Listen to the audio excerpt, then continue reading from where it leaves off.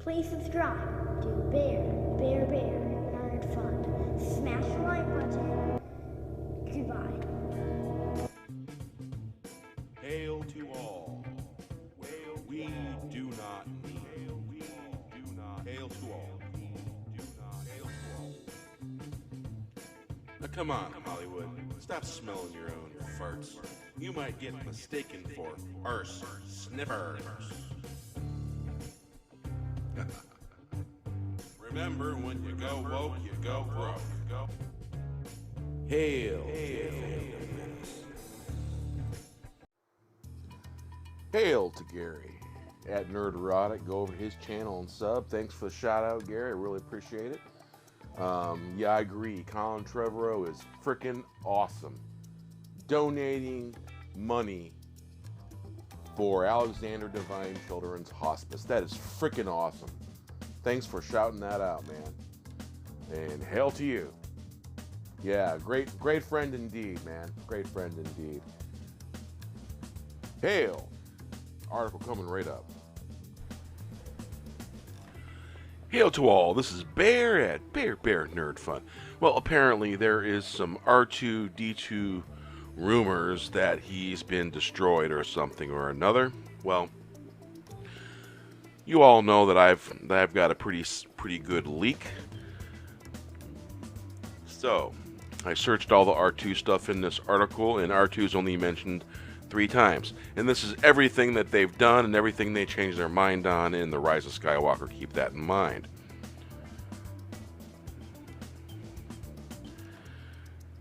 Apparently, Luke kept Leia's saber with his personal effects, and he shows Rey where to find it. It's a bullet point. Rey boards the X-Wing armed with the coordinates for Palpatine's location obtained from Vader's Wayfinder and leaves the planet, the Resistance jungle base. After returning to the jungle base, several things happen. After seeing the sacrifice made by 3PO, R2 reveals that he has a backup of C-3PO's memories in his archives and is able to restore the droid to a mostly whole state. My sources believe this backup memory to have been created sometime around the time of The Force Awakens. It's an older C-3PO, but it's better than no 3PO at all. The Resistance crew finds out about Leia's death once they arrive on the base. There is apparently much mourning from the whole team, especially Chewie, who cries. Lando re-enters the story, having changed his mind coming to Jungle Base and wanting to help however he can. Bullet point. Seeing that everyone is at a loss what to do, Lando tries to give Finn some hope. Crossed out means they change their mind. It is at this time that Rey begins transmitting coordinates into unknown regions obtained from the Wayfinder to the Resistance. Bullet point. Previously, Rey transmitted coordinates to the Resistance, but it appears to have changed. I'm being told that Finn reveals information from Dio that leads to Shazanal? Eschagal. Ah, man. Ruin that word. With Dio having been found on Ochi's ship, the Resistance discovers that Ochi visited Palpatine long ago when he was first given the mission to capture Rey, and Dio can tell them how to get back there. The Resistance mobilizes, readying themselves for impending conflict. Bullet point. I'm told the Resistance takes off one direction while the Falcon goes another. Apparently, the blockade runner seen in the fleet is being piloted by Solistan, and a young Moncau can be seen in the fleet as well. The unknown regions, Eschagal. Rey follows the coordinates found in the Wayfinder in the same spot Kylo did earlier in the film.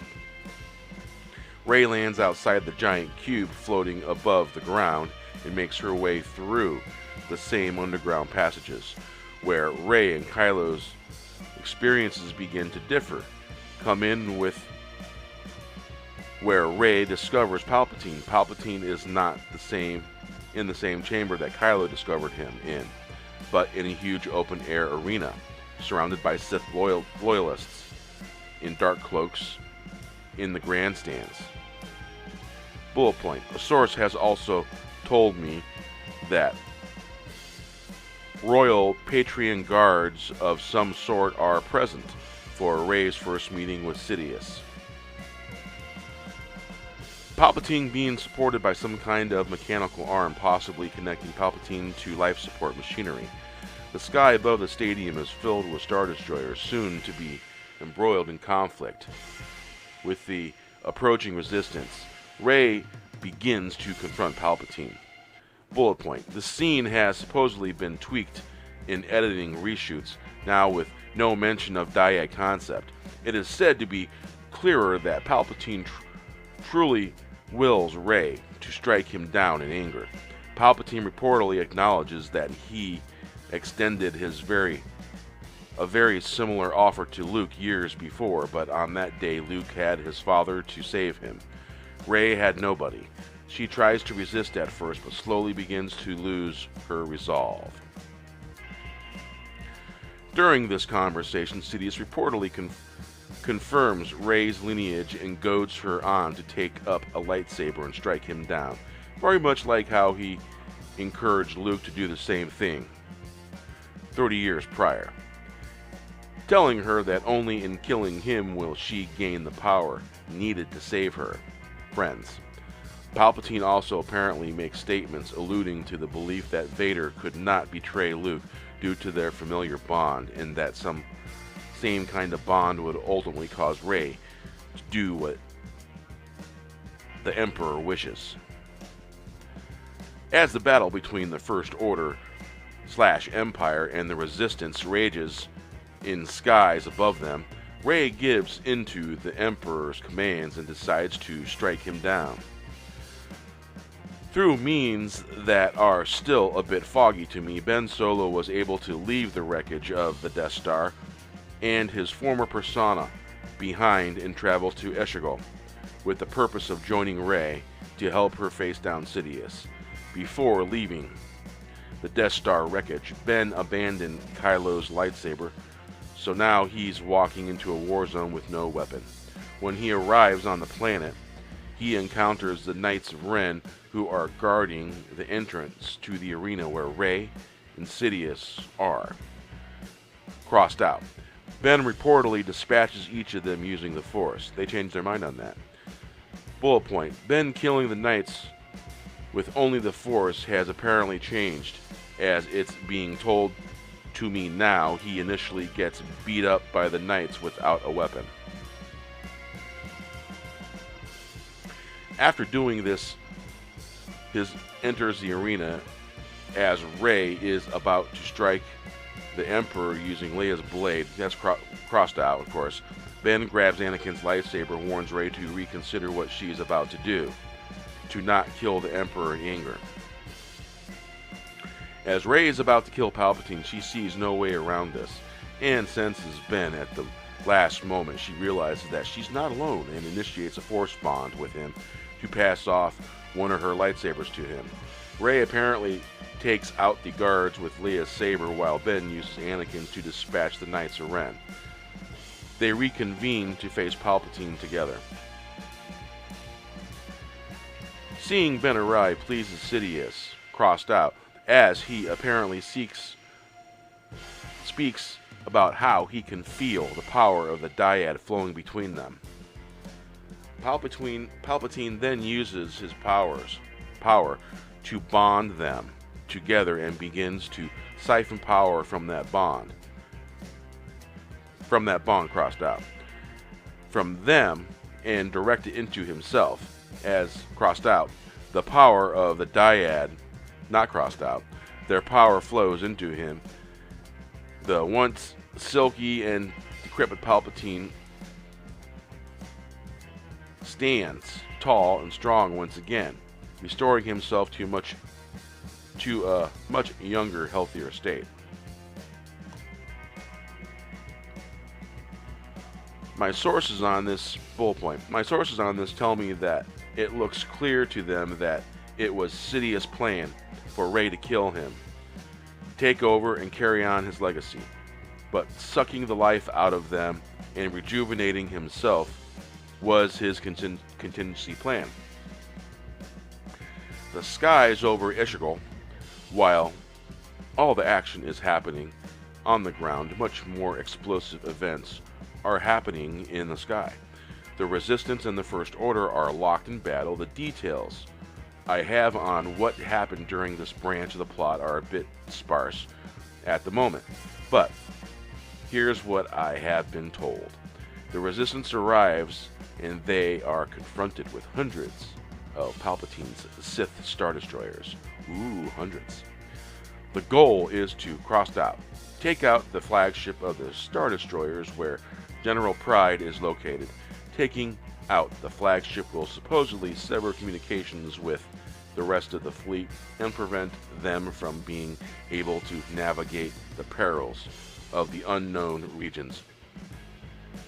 You know how Han Solo said, that's not how the Force works? Well, I'm going to use the metaphor for ships. That's not how the ships work. Okay. And that last dark sentence there was all crossed out. I was initially told what I wrote in the preceding sentences, but no chronicle coincide with the changed opening of the film. The section has also slightly changed, as it's been told to me. The Resistance first target is a control tower, the same one seen in the opening of the film that sends out a signal to the Sith fleet on how to navigate out of the area. Once the First Order notices this, Pryde transfers the signal to his flagship instead. I'm told that this enables the signal to be bounced around from ship to ship, making it impossible to stop. The Resistance decides to assault Pryde's Star Destroyer to knock out its control tower. At one point during this battle, Finn and Jaina, joined by others, are exactly who is not clear to me right now, land on Pryde's flagship to destroy it.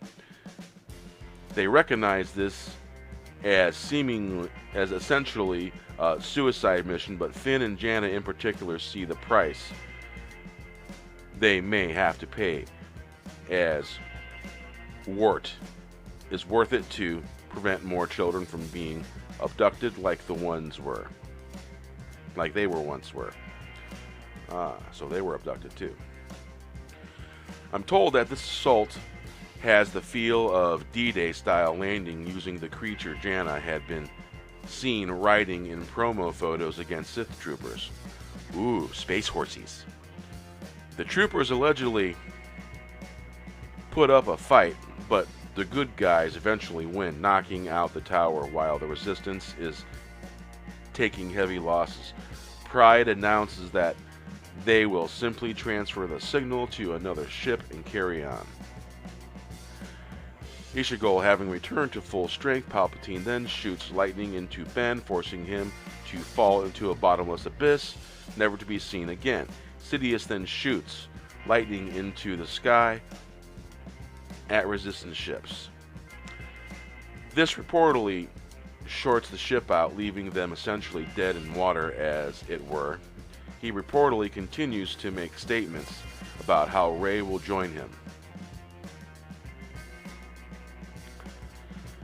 Rey reportedly lies on the ground and begins to concentrate calmly but hard. She reaches out to the Force asking for help, and she finally begins to commune with the Jedi of the past. I'm being told that among the voices that she hears during this time are Obi-Wan, Ahsoka.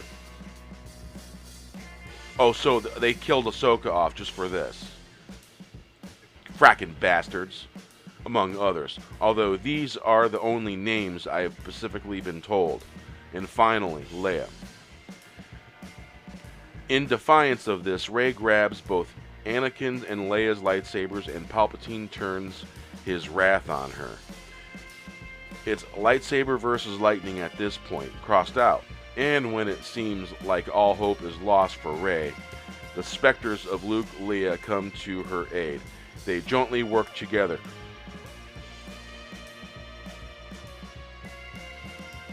So, basically what they're doing is they're copying the scene from Assassin's Creed, where basically all the main characters, his mother, his father, after he, of course, got killed during that one scene, and all his ancestors, they all show up to let him know they're backing him up. So, they're basically copying Assassin's Creed with the Force Ghost thing, with them all gathering. Sounds very familiar. Yeah. Nothing original, right? Well, alright, let's go to the next thing that we were talking, because we were talking about C-3PO. Here's the next thing about R2. For the end of the film, the heroes will travel to anywhere it began, the desolate and sand-swept planet of Tatooine. Between defeating Sidious and this moment, Rey has disassembled Anakin and Leia's lightsaber and used their components to construct one of her own. That, I'm told, contains a golden yellow blade. Rey buries the leftover pieces beneath Tatooine sands and the side of Lara's homestead. As Rey turns to join Finn, Poe, Janna, Chewie, R2, and 3PO. So, 3PO don't die. That's the main thing why I wanted to go through this. Yeah, 3PO does not die. He's in the end scene. R2 doesn't die. Although, basically, R2 has a backup of 3PO's memory, so maybe that's one of the things they changed because fans didn't like. Yeah, we'll see. Hail to the Phantom. Now, come on, Hollywood. Stop smelling your own farts. You might get mistaken for arse sniffers. Remember, when you go woke, you go broke. Go. Please subscribe to Bear Nerd Fun. Smash the like button. Goodbye.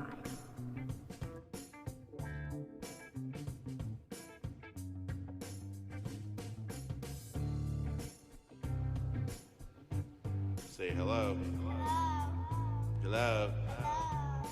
Say hello. Say nerd fun.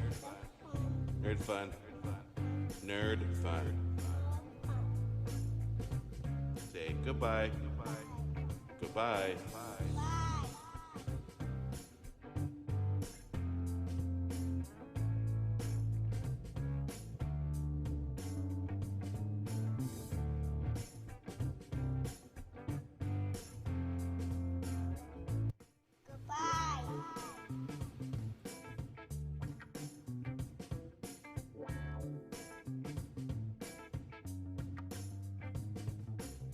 Hail.